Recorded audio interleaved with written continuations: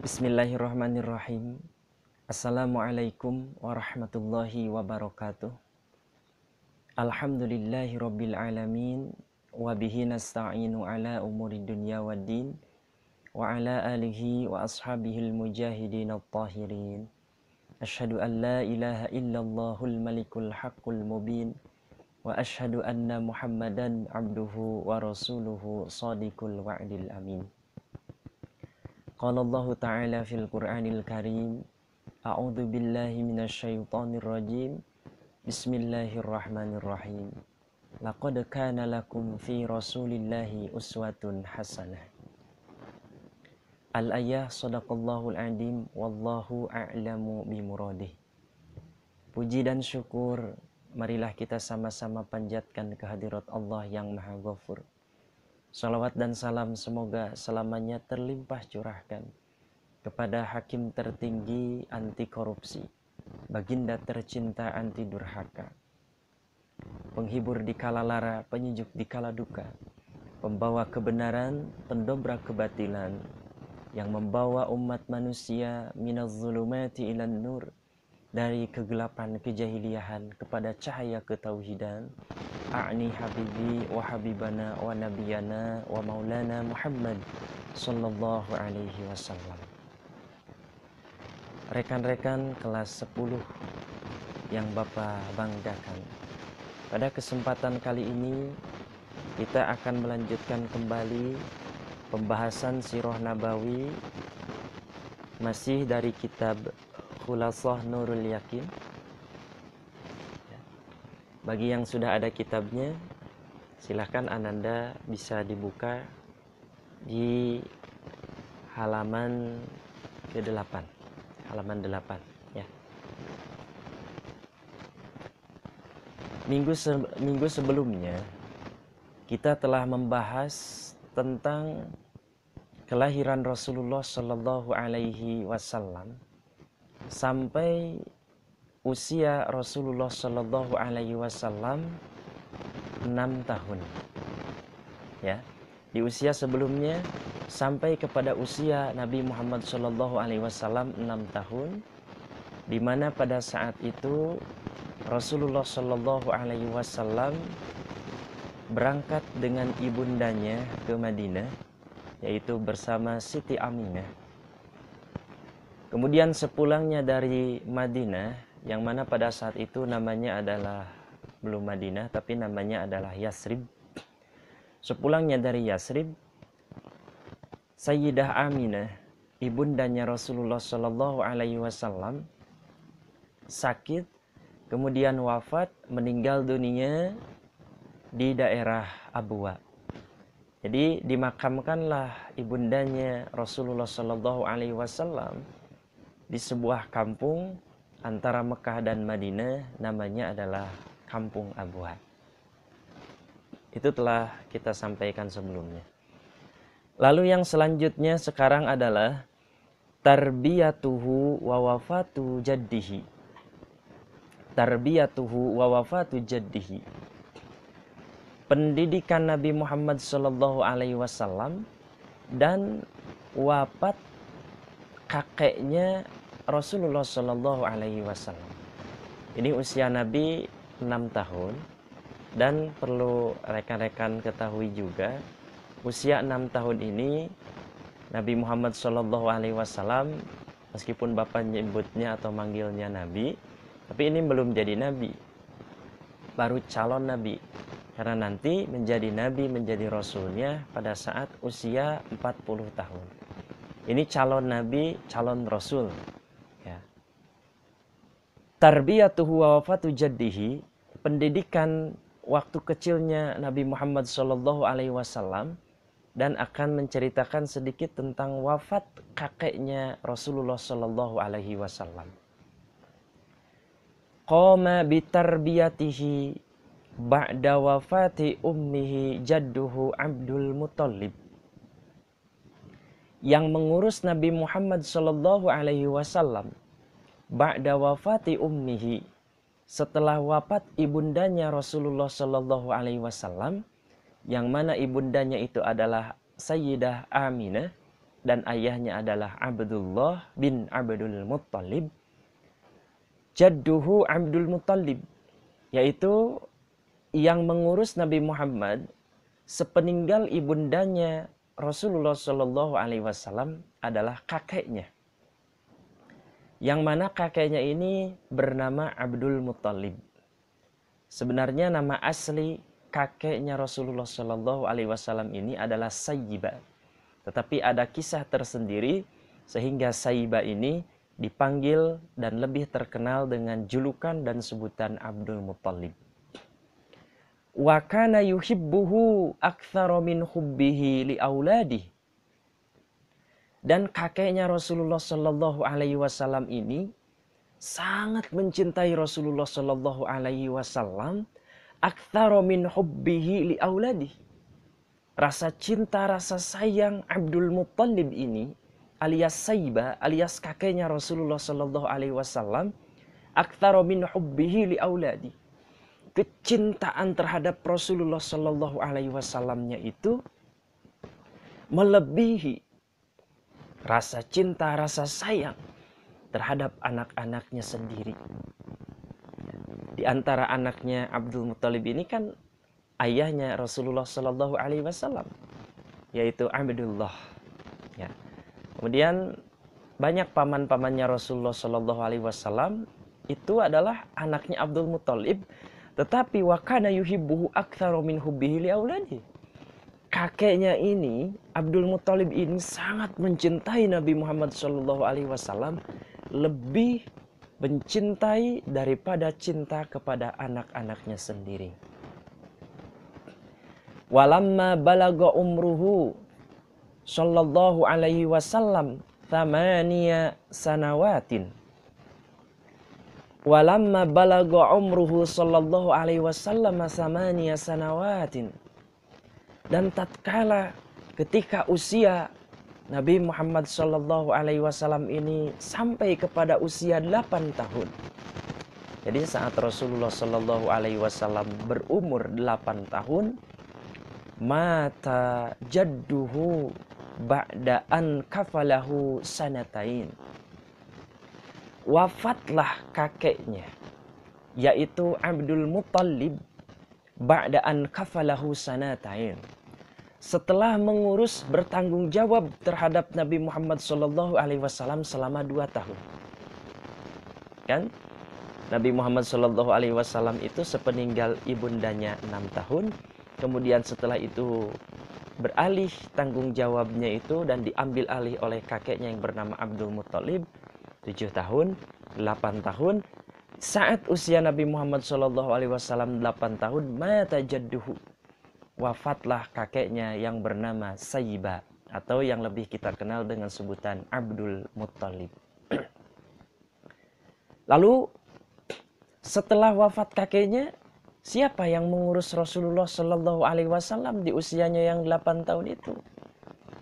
Dilanjut yang ketiga, wa ba'da wafati jaddihi, dan setelah wafat kakeknya baginda Rasulullah Shallallahu Alaihi Wasallam, setelah wafatnya Abdul Muttalib, kafalahu ammuhu Abu Thalib. Maka diambil alih tanggung jawabnya, diambil alih pengurusannya. Diurus yang bertanggung jawab terhadap Nabi Muhammad Shallallahu Alaihi Wasallam, yang mengambil alih dari setelah wafat kakeknya Nabi Muhammad Shallallahu Alaihi Wasallam itu adalah ammuhu Abu Thalib, yaitu pamannya Rasulullah Shallallahu Alaihi Wasallam, namanya adalah Abu Thalib. Ya, ini adalah pamannya Rasulullah Shallallahu Alaihi Wasallam. Wa kana faqiran, dan Abu Thalib ini termasuk orang yang fakir. Ya, orang yang fakir, tapi fawassa'allahu rizqahu, dan Allah meluaskan rezekinya terhadap Abu Thalib. Nah, paman Nabi yang terkenal kaya itu adalah Abul Uzza. Abul Uzza itu adalah Abu Lahab.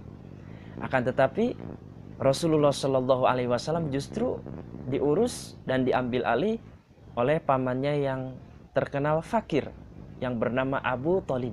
Tetapi setelah mengurus Rasulullah Shallallahu Alaihi Wasallam, fawassa'allahu rizqahu. Allah meluaskan, Allah mempermudah, Allah memberikan karunia rezeki yang banyak kepada Abu Thalib, pamannya Rasulullah Shallallahu Alaihi Wasallam. Wa kana Shallallahu Alaihi Wasallam fi muddati kafalati ammihi, adalah Nabi Muhammad Shallallahu Alaihi Wasallam dalam masa tanggung jawab pamannya Rasulullah Shallallahu Alaihi Wasallam. Ini sifat Rasul, sikap Rasul ketika diambil alih, diurus oleh pamannya. Bagaimana sifat Rasul itu? Qani'an. Rasul itu memiliki sifat qani. Qani itu artinya qana'ah. Qana'ah ini adalah sifat akhlak yang sangat mulia, akhlak yang sangat terpuji. Qani merupakan akhlak yang sangat bagus, merupakan akhlakul mahmudah. Apa itu qani'an? Qani'an atau qana'ah? Qana'ah itu merasa cukup, selalu cukup, seperti apapun, seberapapun yang diberikan oleh Allah Subhanahu wa Ta'ala, maka akan terus disyukuri dan merasa cukup dengan apa yang diberikan oleh Allah Subhanahu wa Ta'ala tanpa menghilangkan ikhtiar.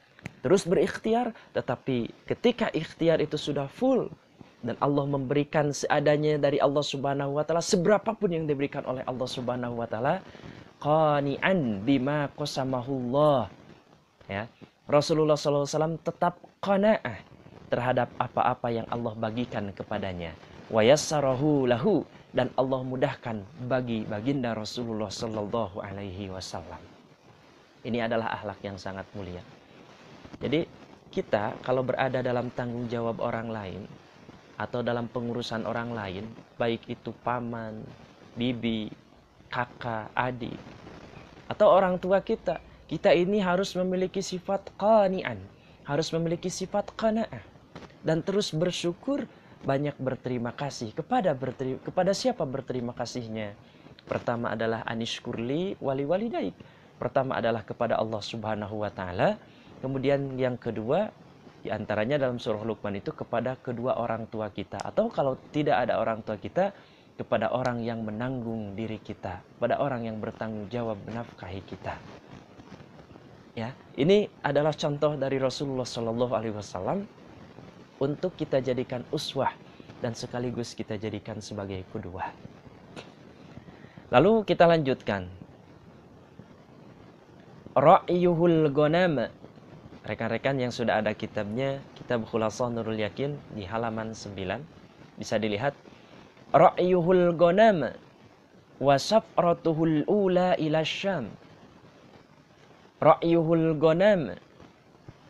Rasulullah Shallallahu Alaihi Wasallam menggembala kambing. Jadi selain tinggalnya di rumah Abu Thalib sebagai pamannya, Rasulullah Shallallahu Alaihi Wasallam itu tidak mengandalkan pemberian dari pamannya. Tapi Rasulullah di usia 6 tahun, di usia 8 tahun itu bekerja. Apa pekerjaannya? Ra'yuhul ghanam. Ya, pekerjaannya adalah menggembalakan kambing. Karena sallallahu alaihi wasallam fi sigharihi, adalah Rasulullah sallallahu alaihi wasallam pada waktu kecilnya Rasulullah sallallahu alaihi wasallam, fi sigharihi, di waktu mudanya Rasulullah sallallahu alaihi wasallam. Di sini saat usia 8 tahun Rasulullah sallallahu alaihi wasallam yar'al ghanam. Rasulullah Shallallahu Alaihi Wasallam suka menggembalakan kambing. Li ahli Makkah bi ujratin ya'ishu minha. Menggembalakan ternak-ternak kambing milik orang-orang Mekah bi ujratin ya'ishu minha. Yang mana nanti buruhannya atau gajinya dari hasil menggembala kambing tersebut dipakai untuk menghidupi kehidupan Rasulullah Shallallahu Alaihi Wasallam. Bahkan seringkali Rasulullah tinggal di rumah pamannya, tapi hasil pendapatan dari menggembala kambingnya Rasul bagi-bagikan kepada pamannya, yaitu kepada Abu Thalib. Jadi Rasul tinggal di rumah pamannya itu tidak memberikan beban dan tidak memberikan kesusahan kepada pamannya. Rasul itu sangat luar biasa, meskipun usianya masih 8 tahun, tapi beliau mau bekerja keras. Ini juga sifat yang harus kita contoh dari Rasulullah Shallallahu Alaihi Wasallam. Mumpung kita masih muda, bekerja keras, bekerja keras, bekerja keras. Belajar, belajar, dan belajar. Ini adalah sifat yang perlu kita contoh dari Rasulullah Shallallahu Alaihi Wasallam. Walamma balagot tasi'ata, dan tatkala usianya menginjak 9 tahun, dalam kitab lain atau diriwayatkan wakila as-salisata asyarata, dalam riwayat lain menyebutkan saat usianya 13 tahun.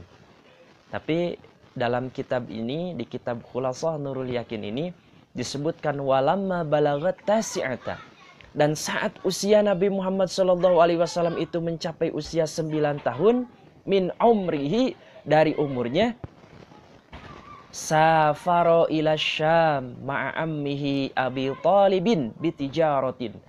Safaro ila Syam, Rasulullah Shallallahu Alaihi Wasallam beserta pamannya safar, ya, bepergian, berjalan, melakukan perjalanan ke Syam.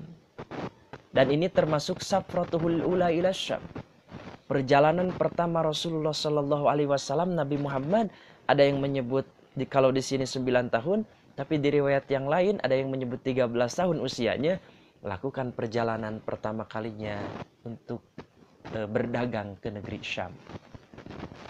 Negeri Syam, rekan-rekan juga perlu digarisbawahi ini. Dulu negeri Syam, kalau sekarang ini negeri Syam sudah terbagi menjadi 4 negara. Negeri Syam ini sudah terbagi menjadi 4 negara. Pertama yang disebut dengan negeri Syam itu adalah Suriah.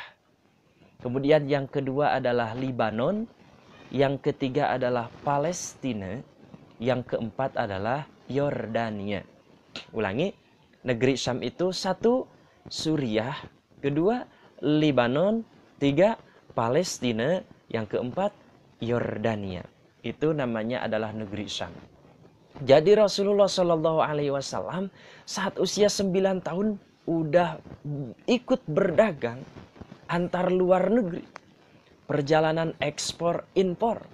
Rasulullah Shallallahu Alaihi Wasallam saat itu usianya di sini disebutkan 9 tahun, min umrihi safaru ila Syam ma'a ammihi Abi Talibin bitijaratin.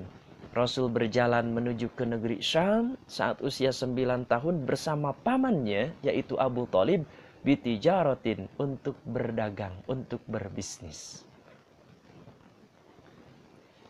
Tetapi walamma qaruba min Busra, walamma qaruba min Busra, tatkala sampai di suatu tempat, yang mana nama tempat itu adalah daerah Busra. Namanya adalah daerah Busra. Ra'ahur rahibu Bahiro.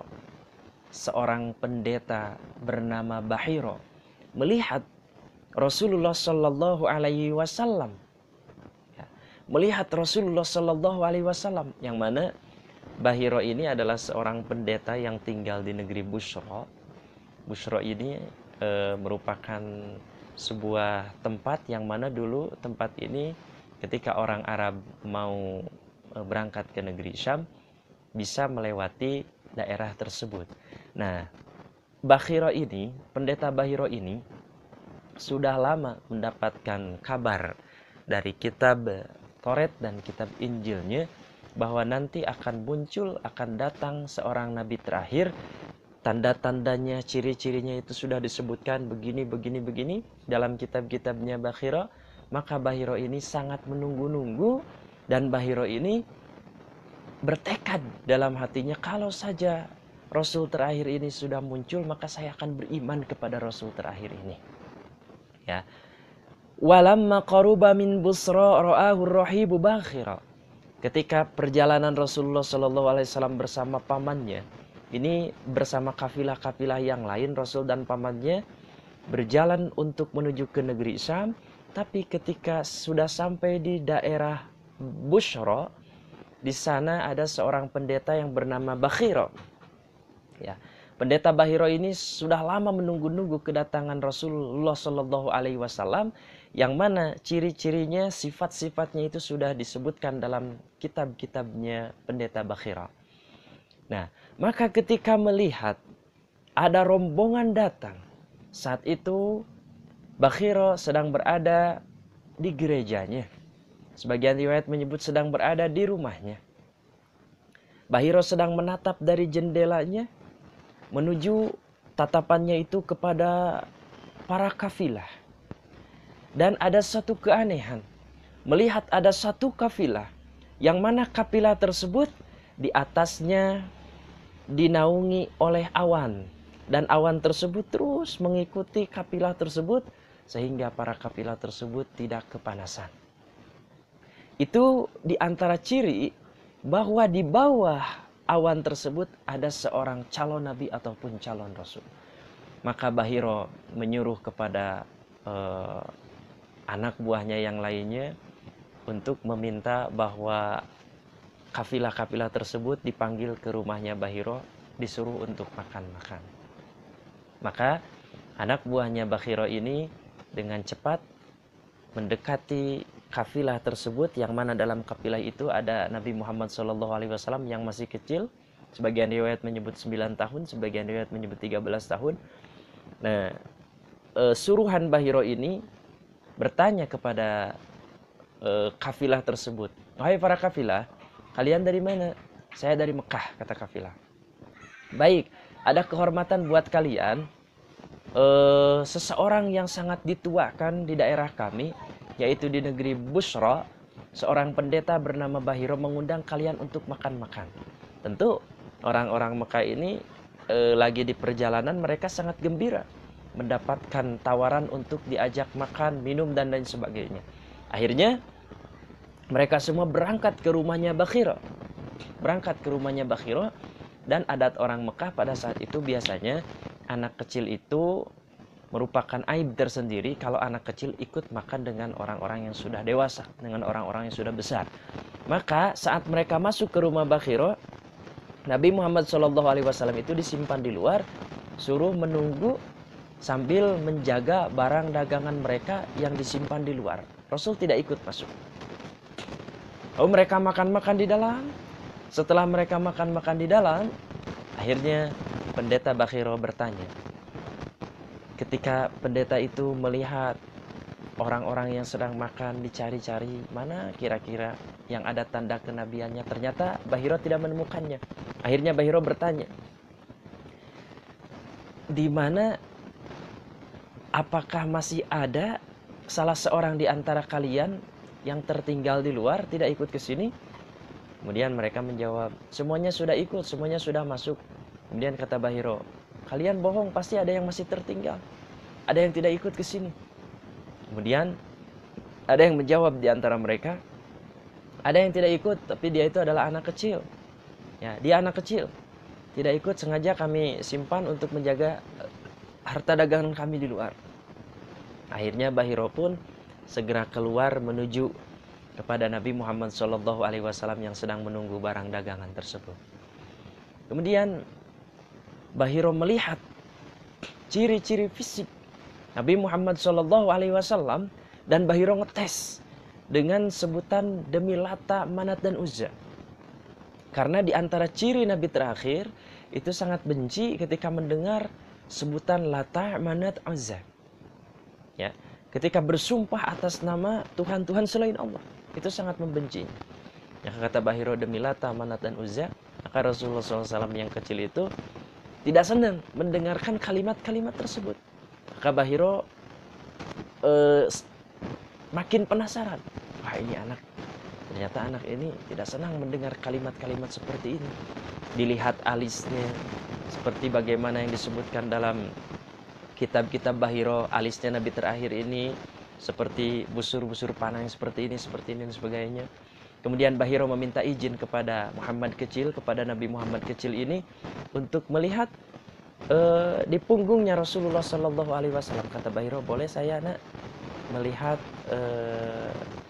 walikat atau punggungmu?" Kata Nabi Muhammad, "Ya, silakan." Dibukalah baju Rasul sedikit, kemudian diperlihatkan ternyata di belakang pundaknya itu ada khat, ada alamatun nubuwah. Ada alamatun nubuwah. Alamatun nubuwah itu ada tanda-tanda ciri kenabian. Ada sebagian ahli sirah menyebutkan tanda ciri alamatun nubuwah ini seperti daging bulat, ya, kecil, lucu, sangat luar biasa bagusnya, dan itu tidak dimiliki oleh orang lain kecuali oleh para nabi, termasuk nabi terakhir yaitu Nabi Muhammad SAW. Bahiro tercengang ketika melihat alamatun nubuwah yang berada di punggungnya Nabi Muhammad SAW. Bahkan kalau ini cerita disambungkan dengan saat kelahiran Rasulullah SAW, orang-orang Yahudi pada saat mereka melihat bintang Ahmad itu yang sudah Bapak terangkan sebelumnya, ketika melihat bintang Ahmad mereka mencari-cari setiap bayi yang lahir, kemudian mereka melihat punggungnya, oh ternyata tidak ada alamatun nubuwah. Karena Nabi Muhammad dengan cepat, dengan izin Allah Subhanahu wa taala bi qudratillah, itu sudah dibawa ke daerah Sa'diyah, sudah tidak ada lagi di Mekah, sudah tidak ada lagi di Madinah, tapi sudah dibawa ke daerah Sa'diyah, disusui oleh Halimatus Sa'diyah. Nah ini Bakhiro melihat ada alamatun nubuwah kecil, kemudian Bakhiro meminta izin kepada Rasulullah Sallallahu Alaihi Wasallam untuk mencium alamatun nubuwah tersebut. Rasulullah mengizinkan. Bakhiro menciumnya dan Bakhiro pun meyakini bahwa ini anak adalah calon nabi, ini anak adalah calon rasul.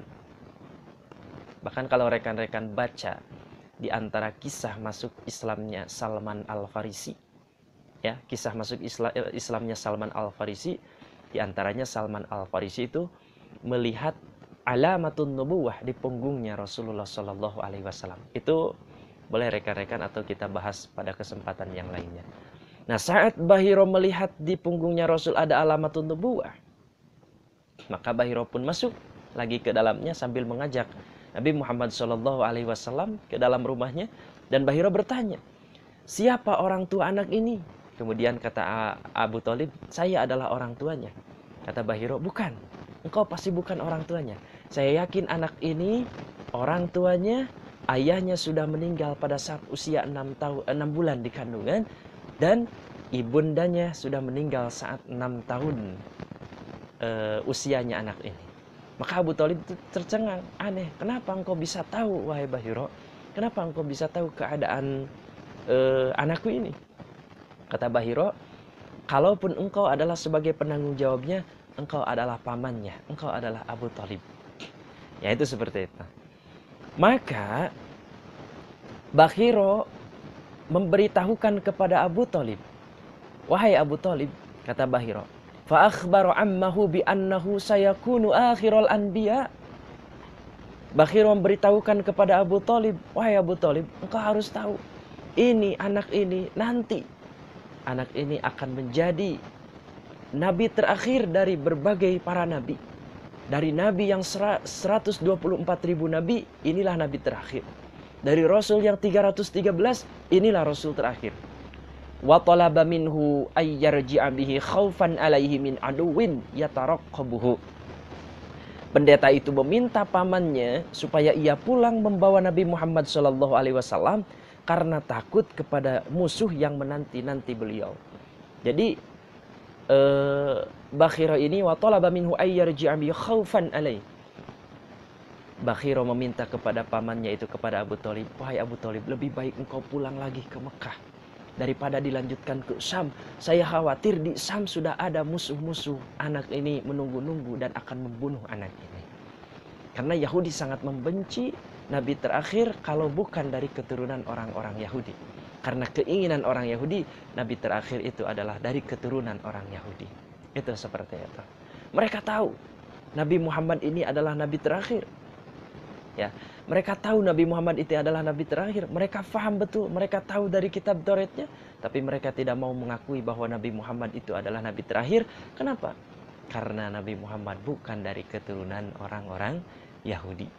Mereka itu ya'rifunahu kama ya'rifuna abna'ahum. Mereka itu mengetahui kepada Nabi Muhammad SAW, bahkan disebutkan lebih mengetahui daripada kepada anak-anaknya mereka sendiri. Jadi mereka tahu bagaimana ciri-ciri nabi terakhir ini. Wa qad istadalla ala nubuwwatihi bi alamatihi allati fi kutubi ahlil kitab.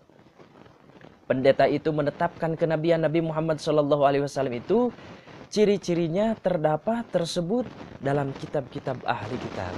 Jadi kata Bahiro, ini anak ini ciri-ciri kenabiannya sudah terdapat dalam kitab kami, sudah terdapat dalam kitab-kitabnya ahlul kitab. Baik rekan-rekan, pembahasan kita pada kali ini kita ambil sebuah kesimpulan. Setelah wafat ibundanya Rasulullah Shallallahu Alaihi Wasallam, Rasul diurus oleh kakeknya selama 2 tahun yang bernama Syaibah. Syaibah ini nama aslinya, kemudian nama laqabnya adalah Abdul Muthalib. Kemudian Abdul Muthalib wafat pada saat usia 8 tahun Nabi Muhammad SAW, dan saat itu usia Abdul Muthalib disebutkan sebagian ahli sejarah 80 tahun. Lalu setelah itu diurus Nabi Muhammad oleh pamannya yang bernama Abu Thalib. Dan nanti Abu Thalib ini termasuk paman Rasulullah SAW yang mengalami risalah ke Rasulullah Nabi Muhammad SAW. Ada 4 paman Nabi yang mengalami risalah kenabian Nabi Muhammad SAW. Yang pertama adalah Abu Thalib, yang kedua adalah Abul Uzza, yang ketiga adalah Abbas bin Abdul Muthalib, yang keempat adalah Hamzah bin Abdul Muthalib. Beriman 2, kemudian kufur 2. Sebagian ahli sejarah menyebutkan yang beriman adalah Hamzah bin Abdul Muthalib dengan Abbas bin Abdul Muthalib. Nanti Abbas berimannya itu pada tahun 8 Hijriah. Ya, kita akan bahas nanti selanjutnya. Dan untuk Hamzah bin Abdul Muthalib ini berimannya nanti hampir berbarengan dengan imannya Umar bin Khattab pada saat tahun kelima kenabian. Ya, kelima kenabian. Itu juga nanti kita akan kisahkan kalau ada kesempatan dan waktu. Nah, kemudian 2 lagi, yaitu Abul Uzza. Abul Uzza ini garis miring Abu Lahab sudah dicap kafir oleh Allah Subhanahu wa taala, tabbat yada abi lahabi wa tab ma alna anhu maluhu wa ma kasab sayasla narun datal lahabi wa imra'atuhu hammalatal hatab fi jidha hablum min masad. Dan yang terakhir ini adalah Abu Thalib, pamannya yang sangat membela Rasulullah sallallahu alaihi wasallam. Tapi sebagian ahli tafsir dan ahli sirah menyebutkan Abu Thalib ini termasuk kepada paman Nabi Muhammad SAW yang belum sempat mengucapkan 2 kalimat syahadat. Kemudian pada saat usia 9 tahun, dan di lain kisah menyebutkan usia 13 tahun, berjalan menuju ke negeri Syam. Syam itu terdiri dari 4 negara sekarang, yaitu Suriah, Lebanon, Palestina, dan Yordania. Di tengah-tengah perjalanannya untuk berdagang, yaitu di negeri Busra, bertemu dengan seorang pendeta namanya Bahiro. Pendeta tersebut menyebutkan bahwa ini Nabi Muhammad akan menjadi calon Nabi, calon Rasul, dan diharapkan Abu Thalib ini wa talaba minhu ay yarji'a bi khaufan alaihi min adu yataraqabuhu. Diharapkan Abu Thalib ini membawa pulang kembali Nabi Muhammad SAW ke Mekah karena dikhawatirkan nanti ada musuh-musuhnya di negeri Syam, yaitu terutama orang-orang Yahudi yang memusuhi Nabi Muhammad SAW, ingin membunuhnya, ingin mencelakainya. Ya, baik rekan-rekan, seperti itu, dan kita lanjut di pertemuan yang akan datang, yaitu Saprotuhus Saniyatu ila Syam. Insyaallah ya, Saprotuhus Saniyatu ila Syam. Baik, untuk kali ini kita dicukupkan sampai di sini saja terlebih dahulu. Mohon maaf